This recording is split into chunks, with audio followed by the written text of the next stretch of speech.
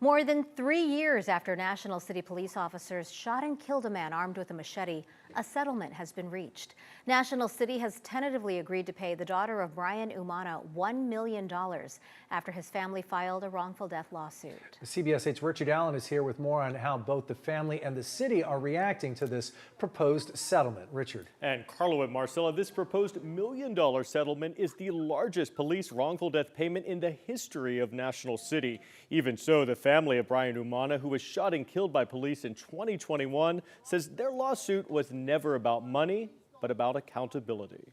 Sir, I need you to drop the machete. This is the National City Police Department. Body cam video shows officers telling 28-year-old Brian Umana repeatedly to put down his weapon. Do me a favor, drop that machete. I don't want you to get bit by the dog, okay? Put it down! Eventually tasing him, but failing to subdue him. Down! Get down! Get on the ground! Get on the ground! Hey!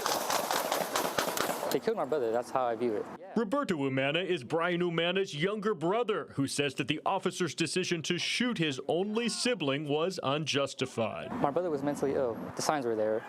It was obvious my brother was going through a mental health crisis, and they just decided to ignore that. Following a years-long legal battle fought by Roberto, National City has now proposed a settlement of $1 million, which will eventually go to Brian Umana's 8-year-old daughter.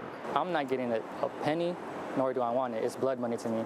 That's all from my niece. The question became, should a mental health crisis be a death sentence? Emily Howe is the Umana family's attorney. Let's be clear, a mental health crisis should be met with compassion, care. In a statement, National City extends its deepest condolences to the Umana family, saying in part that this settlement, while reaching an amicable resolution, is not an admission of guilt on the part of the city or its officers.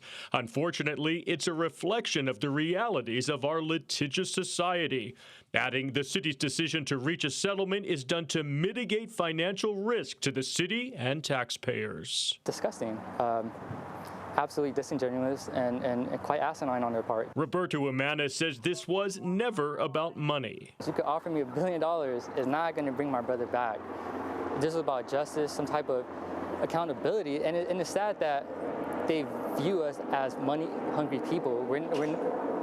That couldn't be farther from the truth. And to read the entire statement from National City on this settlement, just go to CBS8.com, click on the online version of this story. Carlo? Richard, at this point, the settlement has been proposed, and with the statement made from the city and the reaction by the family, how long could it be before it's formally approved? Could that be a hiccup? Well, it's supposed to be approved relatively soon. In fact, National City's City Council is expected to give its final approval of this tentative settlement at its next meeting, and that's scheduled for Tuesday. And Roberto Umana says he plans to be there. Carlo? Right. Richard Allen, thank you.